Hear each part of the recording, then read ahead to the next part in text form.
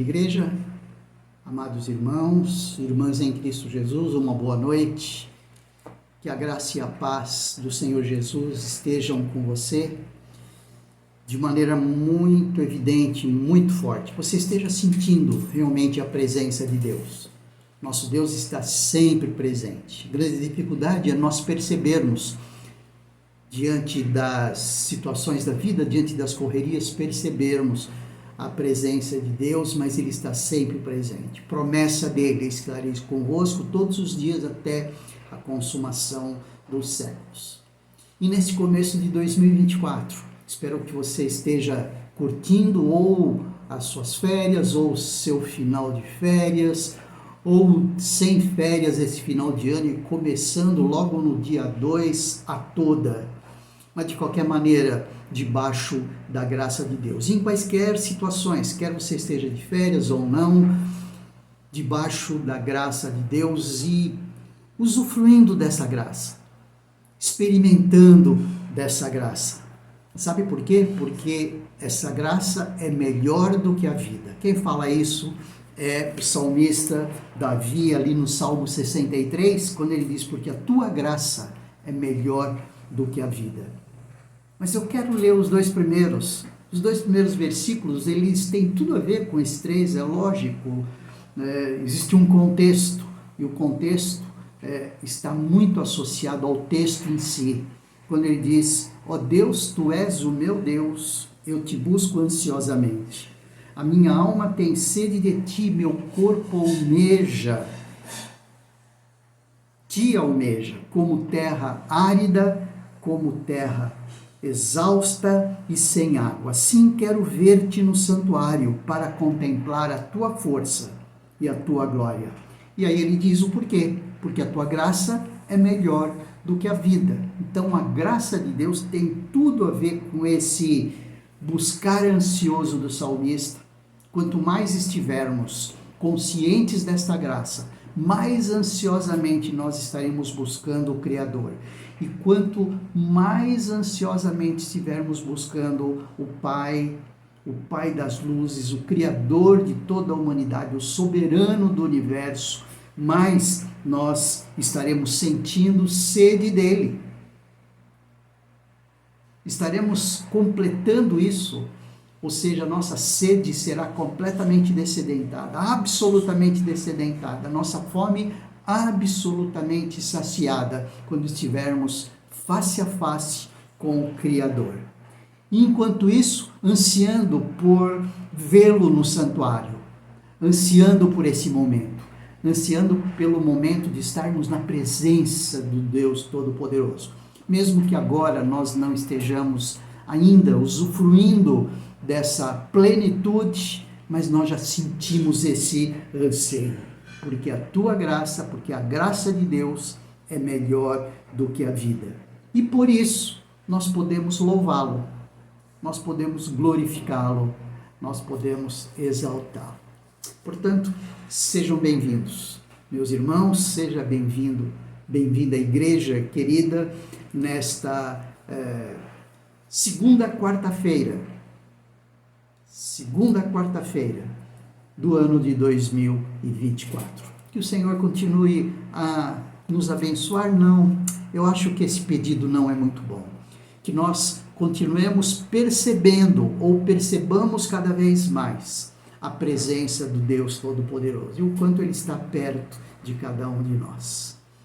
Vamos ouvir um louvor, depois estaremos orando e vamos apreciar um pouquinho mais sobre essa questão que temos visto às quartas-feiras, sobre o sentido da vida. O sentido da vida. Como é bom refletirmos nisso. Mas vamos orar agora e depois nós ouviremos e usufruiremos desse louvor pelo conjunto, por esse conjunto da Sônia, do Paulo, do Marcelo, que irão nos brindar com o louvor. Mas feche os seus olhos por enquanto. Obrigado, Senhor, obrigado porque podemos estar mais um dia juntos, mais uma quarta-feira neste novo ano. E obrigado pela esperança que sempre temos da Tua presença constante. Obrigado, Deus, pela esperança que sempre temos de estarmos cada vez mais perto, mais próximos do Senhor. Mesmo que sabendo que quanto mais próximos nós estejamos do Senhor, mais desejaremos estar. Nós nunca nos saciaremos enquanto na carne, mas ansiamos por aquele tempo em que poderemos estar usufruindo de maneira plena, absolutamente, da tua presença nos céus. Obrigado, Senhor. Obrigado pelo transcorrer deste ano já. Obrigado por tudo quanto o Senhor já fez por nós. E continuamos desejando ansiosamente pela tua presença e entendendo cada vez mais que a tua graça é melhor do que a vida. Nós oramos em nome de Jesus. Amém. Vamos ouvir um louvor.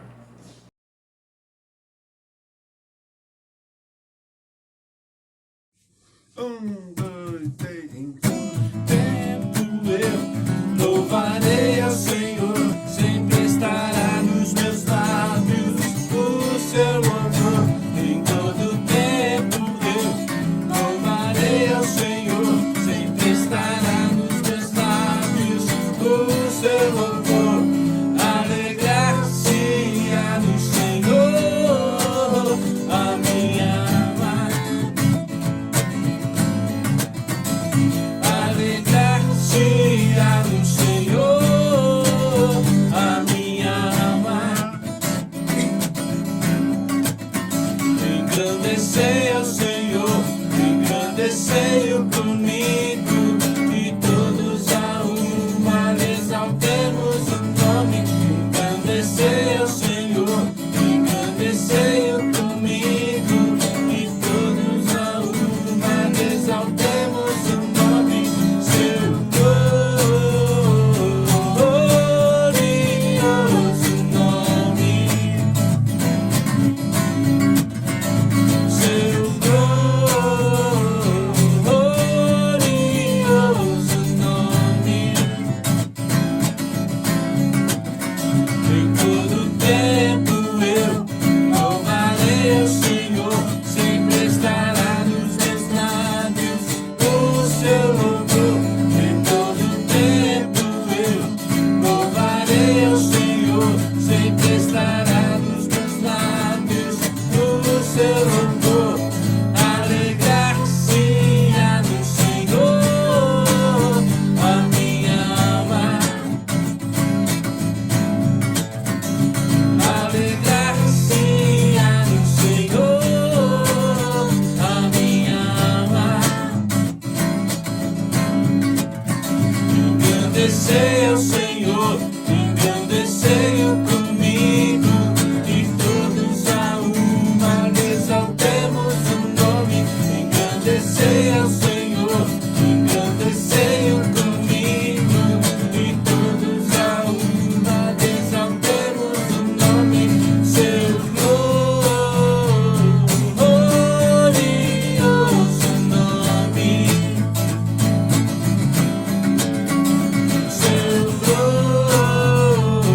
glorioso nome.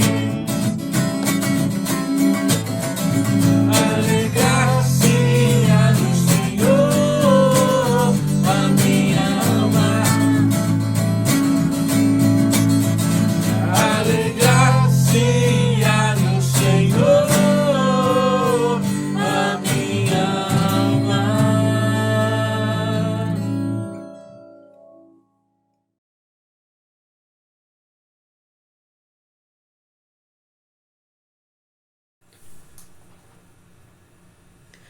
Boa noite, irmãos, a graça e a paz do Senhor Jesus. Nós vamos agora aqui para um tempo de oração, de intercessão, como nós fazemos sempre de costume às quartas-feiras. E eu quero compartilhar com vocês alguns pedidos de oração que nós temos aqui essa semana e que o Ministério de Intercessão, o grupo de oração das terças-feiras à tarde, também tem colocado diante do Senhor, tá? Nós vamos orar por Roseli. A Roseli, ela é uma mulher especial, ela é irmã do nosso irmão Reinaldo, esposo da Ana Paula Cornélio. E a Roseli, ela está tendo a sua condição de especial agravada por causa do Alzheimer. A Roseli já é idosa e quem cuida dela é a mãe, que também é idosa. Então isso tem trazido para a família uma certa dificuldade de ter uma idosa cuidando de uma outra idosa que é especial e que agora está com uma certa dificuldade maior ainda por causa do Alzheimer, que está agravando essa condição. Então vamos orar por essa família, para que Deus dê sabedoria, para que Deus dê qualidade de vida, tanto para a Roseli quanto para a mãe dela, que tem essa missão de cuidar da filha. Amém, queridos? Vamos interceder pela família do nosso irmão Reinaldo. Vamos orar também pela Dona Gena. Dona Gena, ela foi internada, está internada, devido a uma infecção por causa de algumas feridas no corpo, porque ela já não tem mais uma certa mobilidade, então acaba causando ali algumas escáries e por causa dessas escáries, constantes infecções. Vamos orar também pela irmã Vera, que também é uma idosa da nossa igreja e está com fortes dores aí por causa de artrose. Queridos, vamos orar em geral pelos idosos da nossa igreja. Nós sabemos que a longevidade, ela é bênção de Deus, ela é promessa de Deus, mas junto com ela vem algumas questões de saúde que a gente sabe que às vezes acaba prejudicando a qualidade de vida do idoso. Então vamos orar por todos os idosos da nossa igreja. Nós temos aí a Dona Rosa, temos aí a Dona Lídia Cubarenco e outros irmãos que já tá aí nessa faixa etária, que já é idoso, tá bom? Vamos orar por todos os idosos. Vamos orar por Daniele. Daniele, ela é filha do nosso irmão Marcelo, ministro de louvor na nossa igreja. Ele pediu oração pela filha porque ela tem enfrentado algumas perseguições, algumas dificuldades no trabalho. Quem vive no mundo corporativo sabe o que é isso. Então que Deus venha aí fortalecer a Daniele, que Deus venha cuidar dela, que ela possa crescer, prosperar, ser bem sucedida no trabalho dela. Em nome de Jesus. Vamos orar por Cláudia. Cláudia é sobrinha da Anália. Ela está hospitalizada e a Anália hoje postou lá no grupo de intercessão que ela hoje está instável. Então que Deus estenda as mãos sobre a Cláudia e esteja cuidando dela, em nome de Jesus Cristo. Amém? Também nós temos aqui um pedido de oração enviado pela Solange. Ela pede em favor de Sandra Costa. Sandra sofreu um acidente grave e aí teve múltiplas fraturas. Que Deus esteja cuidando da Sandra, estabelecendo a saúde dela, estabelecendo esses ossos aí que foram fraturados, aliviando a dor, o sofrimento sobre a vida da Sandra. Oremos também por Edgar. Edgar está com câncer em fase terminal.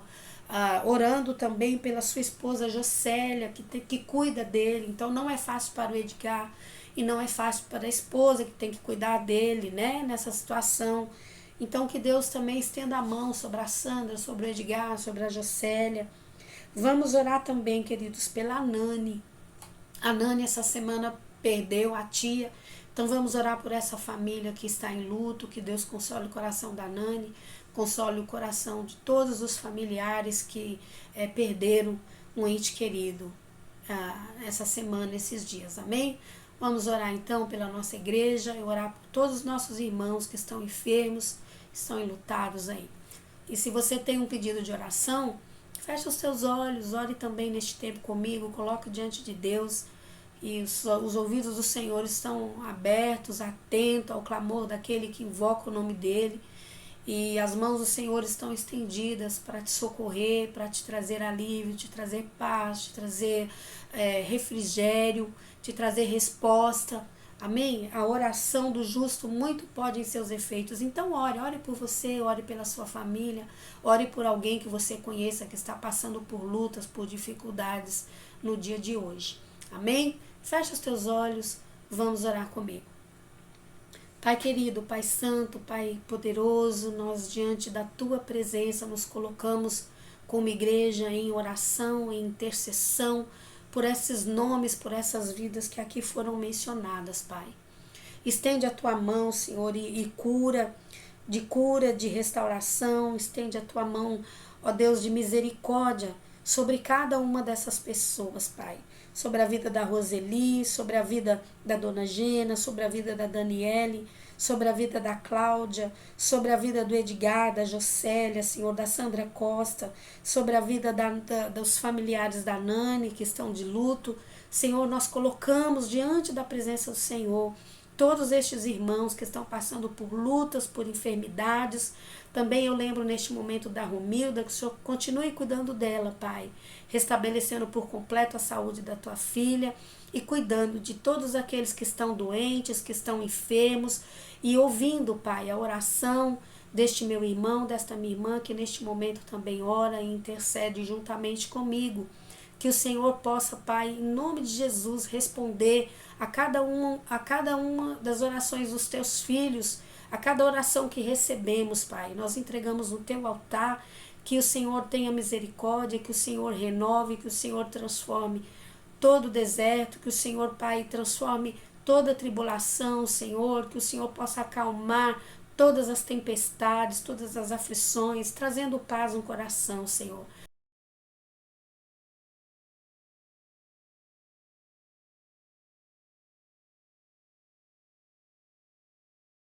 É isso mesmo, queridos. Quantas necessidades, não é mesmo? Quantas necessidades.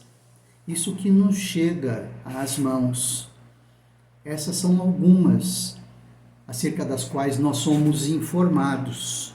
Fora aquelas que nós não sabemos, todas aquelas necessidades que as pessoas preferem ficar para si, colocando diante do Senhor elas mesmas.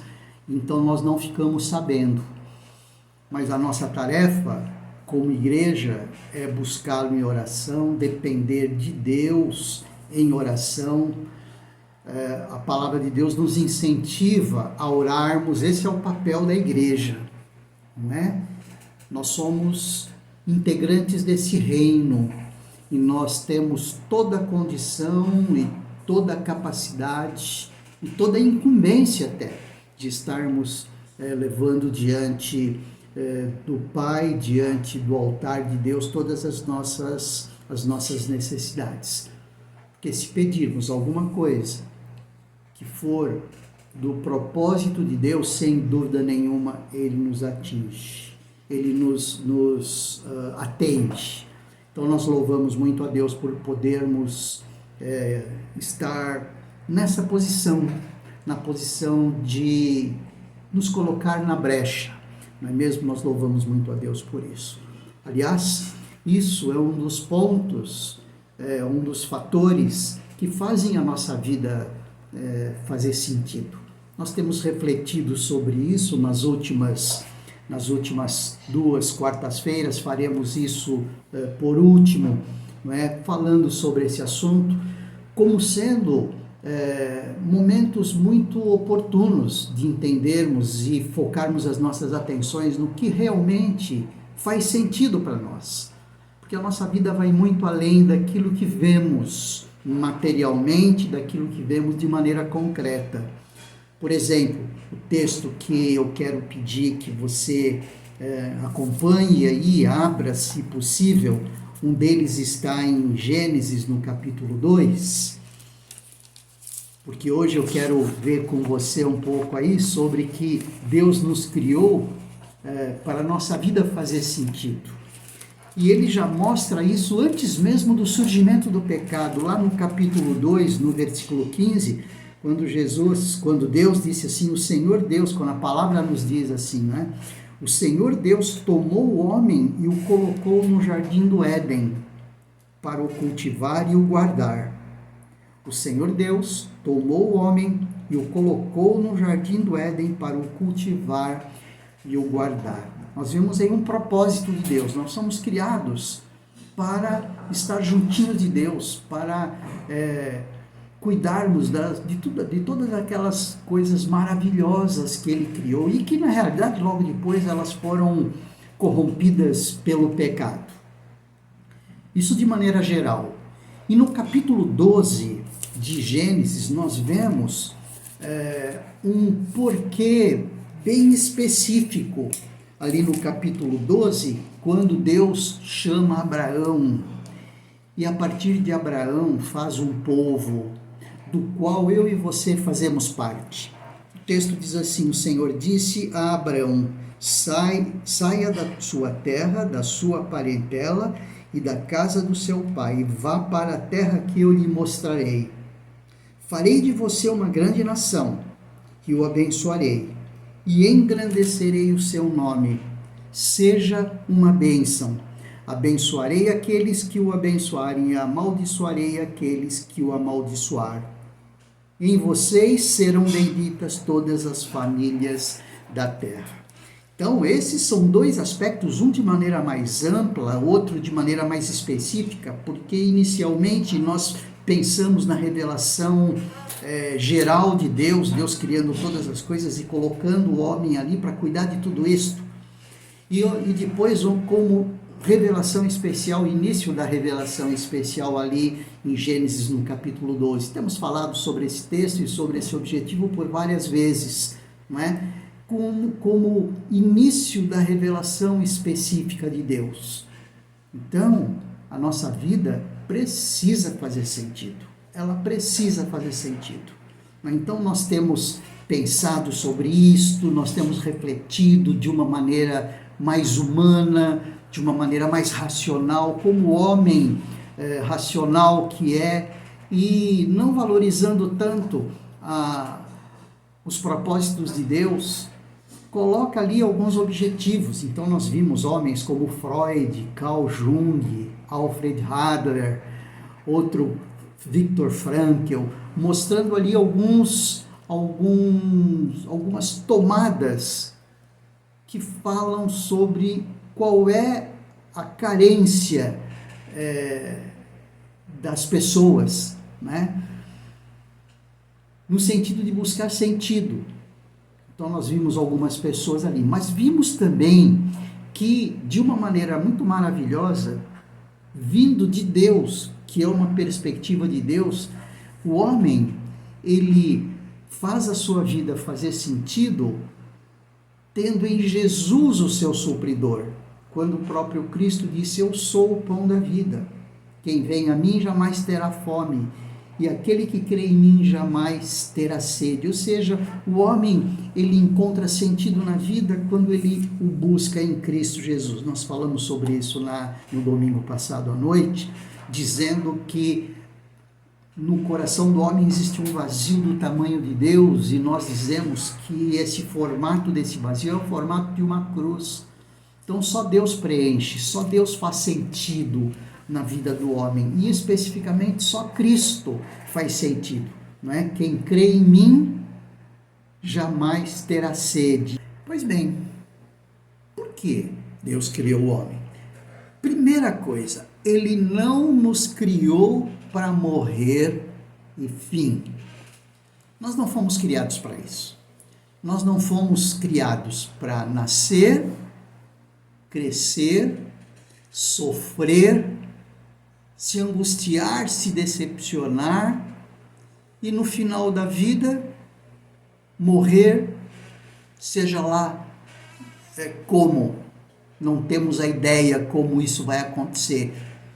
Como se fosse um animal irracional qualquer.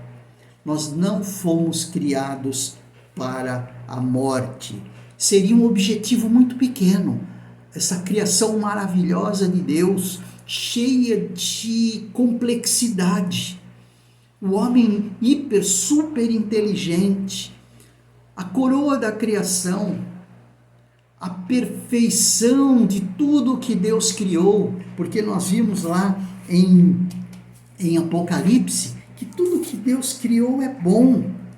Nós vimos isso. Deus viu tudo o que havia feito e eis que era muito bom no final da criação.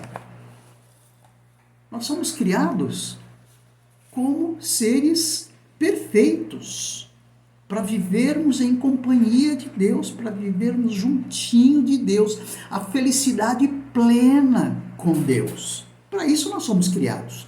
Nós só não vivemos essa plenitude por causa de Gênesis 3. Nós só não vivemos essa plenitude para a qual nós fomos criados, porque o homem pecou, o homem se rebelou com Deus, e nós vemos isso no capítulo 3 de Gênesis. Nós não vamos recuperar isto agora, mas todos nós sabemos. O ser humano, ele desobedeceu a Deus de pronto. O ser humano, de pronto, ele quis estar no lugar de Deus. Isso é muito claro quando nós lemos as Escrituras. Isso chama-se rebelião. E por conta disso, o homem foi expulso da presença de Deus. Nós vimos isso no final ali de Gênesis, no capítulo 3, a partir do versículo 4, e depois de lançar, aliás, do versículo 23, por isso o Senhor Deus o lançou fora do jardim do Éden para cultivar a terra da qual havia sido tomado. E depois de lançar fora o homem, Deus colocou querubins a leste do jardim do Éden e uma espada flamejante que se movia em todas as direções para guardar o caminho da árvore da vida. Por quê? Porque o homem pecador não se identifica com Deus Santo.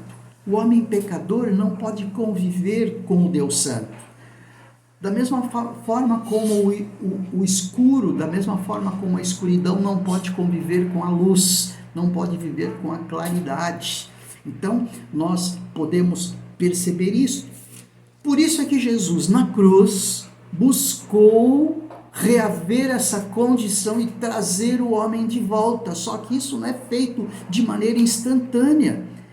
Esse crescimento à imagem de Jesus, isso é feito de maneira muito lenta. Enfim, Deus criou o homem para que vivêssemos diante dele, cuidasse diante dele, para vivermos com ele, desfrutando da sua presença, com todos os benefícios, absolutamente falando, que Deus havia colocado para nós. O pecado tirou isso, enfim. Mas fica muito bem claro que nós não fomos criados inicialmente para morrer. Deus criou o homem, isto sim, para ser eterno. É verdade, Deus criou o homem para ser eterno. E o homem, ele é eterno. A eternidade daqueles que são de Cristo será uma eternidade com Deus, à semelhança de como Adão estava e Eva estavam ali antes do pecado. A eternidade do homem pecador é longe de Deus, longe de qualquer espécie de bênção de Deus, que hoje ainda é muito forte sobre o ser humano, independente se é justo ou injusto. Então o homem, ele foi criado para ser eterno. No livro de Eclesiastes, Salomão, no capítulo 3, versículo 11, ele diz exatamente isso. Ele fez tudo apropriado ao seu tempo. Ele, Deus. Salomão está se referindo a Deus aí. Ele fez tudo apropriado ao seu tempo. Também pôs no coração do homem o anseio pela eternidade. É isso mesmo. Deus criou o homem para ser eterno. Mesmo assim, ele continua no versículo 11, mesmo assim, ele não consegue compreender o que Deus fez. Por que o homem não consegue compreender o que Deus fez? Por causa de estar longe dele. O homem está longe de Deus. E por estar longe de Deus, não conhece os seus planos, não conhece os seus objetivos. E quanto mais estivermos próximos de Deus, mais estaremos aí conscientes do propósito de Deus para com cada um de nós. Mas não só. O homem não foi criado só para ser eterno. Vamos ver para o que o homem foi criado também. O homem foi criado também para ser santo. Os irmãos percebem como nós estamos caminhando aí para um funil, não é? É o relacionamento com Deus cada vez mais compreensível da perspectiva do homem resgatado por Deus. O homem foi criado por Deus para ser santo. Nós vemos isso em Levítico, no livro de Levíticos, no capítulo 19, no versículo 2, quando ele diz assim, santos sereis, porque eu, o Senhor vosso Deus, sou santo. Então, nós fomos criados para ser santo, assim como Deus é santo. Santo não só no sentido de santidade, no sentido de sem pecado, mas no sentido de separado, de consagrado. Nós fomos criados para sermos santos e sermos separados. Nós vemos isso também em 1 Pedro, o apóstolo Pedro dizendo no capítulo 1, versículo 16, porque está escrito, sede santos porque eu sou santo.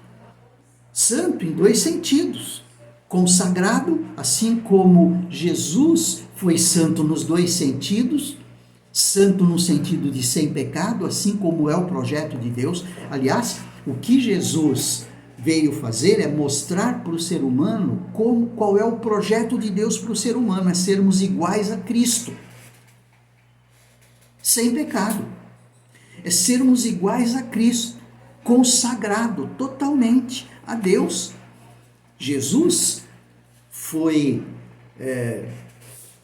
gerado pelo Espírito Santo para revelar Deus de maneira plena. Em Cristo nós vimos Deus, na cruz nós vimos Deus ali, através do Emanuel, Deus conosco. Então, o que nós percebemos é que em Jesus, Deus mostra qual é o objetivo: ser santo. Ser santo como Deus é santo, como Jesus é Deus, ser santo como Jesus é santo. E ser separado, consagrado, porque para isso Jesus nasceu.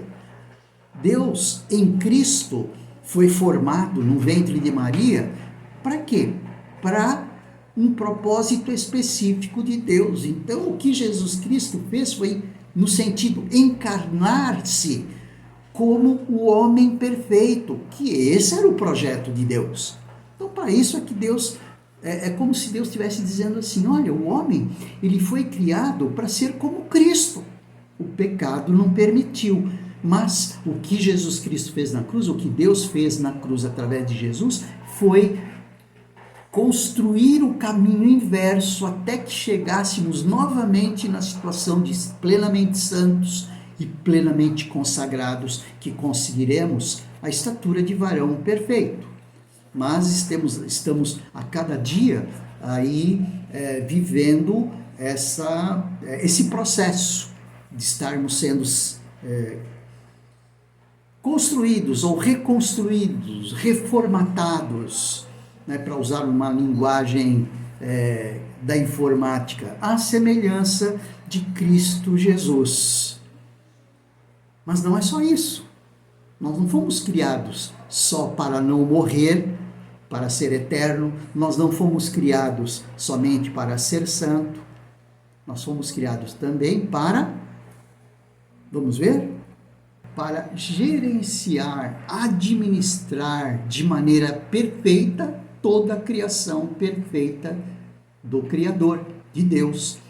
Então, não somente não fomos criados para morrer, como fomos criados para ser santo, fomos criados aí também para gerenciar e administrar, gerenciar e administrar toda a criação de Deus. Nós vimos isso ali em Gênesis também, no capítulo 1, quando no versículo 26 ele diz, disse Deus, façamos o ser humano à nossa imagem e conforme a nossa semelhança, tenha ele domínio sobre os peixes do mar, sobre as aves do céu, sobre os animais domésticos, sobre toda a terra e sobre todos os animais que rastejam pela terra. Assim Deus criou o ser humano à sua imagem, a imagem de Deus o criou, homem e mulher os criou. E Deus os abençoou e lhes disse, sejam fecundos, multipliquem-se, encham a terra, sujeitem-na, tenham domínio sobre os peixes do mar, sobre as aves dos céus e sobre todo animal que rasteja pela terra. E Deus ainda disse, eis que lhes tenho dado todas as ervas que dão semente e se acham na superfície de toda a terra, e todas as árvores em que há fruto que dê semente, isso servirá de alimento para vocês. Enfim, nós vemos aí que ao homem foi incumbido de cuidar de todas as coisas, de dar nome aos animais. E para isso, Deus lhe deu uma adjutora, Deus lhe deu uma auxiliadora, que nós vemos aí no final do capítulo 2, de Gênesis, no versículo 18, que é a formação da mulher. Então, Deus criou o homem para gerenciar, para administrar aquilo que ele criou. Mas também Deus criou o homem para ser servo. Deus criou o homem para ser servo, claro. Para ser servo de quem? De Deus. Não servo do inimigo, não servo do diabo, não servo da serpente. O que Adão e Eva fizeram foram submeter-se a uma ordem, a um posicionamento, a um convencimento da serpente. Mas não foi para isso que o homem foi criado. Ele foi criado para ser servo, e nós vimos isso muito claramente no capítulo 12 de Gênesis, ali no capítulo 1, quando Deus chama Abraão. Esse texto é muito, muito lindo, eu não me canso de olhar esse texto. Esse texto, eu me vejo nesse texto, eu vejo a igreja de Jesus nesse texto, eu vejo a minha família nesse texto, porque em Abraão, eu e a minha família fomos abençoados, nós e as nossas famílias foram abençoadas. Farei de você um grande povo e o abençoarei. Tornarei famoso o seu nome, e você será uma bênção. Abençoarei os que abençoarem, amaldiçoarei os que o abençoarem, como nós vimos desde o início aí. Então Deus criou o homem para ser servo seu, para o trabalho no reino, buscar primeiro o reino dos céus e a sua justiça. As coisas que nós precisamos, Deus cuida e lhe dá. Não que nós não iremos nos preocupar com a nossa subsistência. Claro, nós temos que fazer a nossa parte. Mas Deus nos dá inteligência, Deus supre as nossas necessidades, Deus encaminha os nossos filhos. O que nos cabe é entender que nós somos servos. Para isso nós fomos criados para servir. Já vimos isso em outras épocas também. Para isso nós fomos criados, nós não fomos criados para que sejamos servidos. O próprio Jesus disse: eu não vim para ser servido, eu vim para servir e dar a minha vida em resgate de muitos, não é mesmo? Então, nós fomos criados para sermos servos. Enfim, o sentido da vida acontece quando nós entendermos o porquê nós fomos criados. Nós não somos joguetes nas mãos de um mundo passageiro, absolutamente. Nós não somos joguetes, não é? Passatempo num mundo passageiro, como alguns dizem que tudo termina aqui. Não. O apóstolo Paulo, em 1 Coríntios, no capítulo 15, ele já vem dizendo: olha, se Jesus não ressuscitou, então é vã a nossa fé. Se a gente for comparar aquele texto que relaciona a ressurreição nossa com a ressurreição de Cristo, e que se não houver a ressurreição de Cristo, não há a nossa própria ressurreição, nós podemos entender que o ímpio está nós compreendemos o ímpio como aquele que não compreende a ressurreição de Cristo, porque ele não compreende a própria ressurreição, e ele não compreende a própria ressurreição porque não compreende a ressurreição de Cristo. Ele compreenderia a própria ressurreição se ele entendesse a ressurreição de Cristo, que são as primícias, como a palavra de Deus nos diz, não é mesmo? A vida não termina com a morte. Gente, isso é maravilhoso, isso é fantástico. Quando nos aproximamos já com uma determinada idade, isso nos dá tanta paz, porque nós não estamos nos aproximando do final, nós estamos nos aproximando do começo, e de um grande começo. Aliás, nós estamos nos aproximando do fim, sim, mas o fim de sofrimento, o fim de angústia, o fim de uma tortura.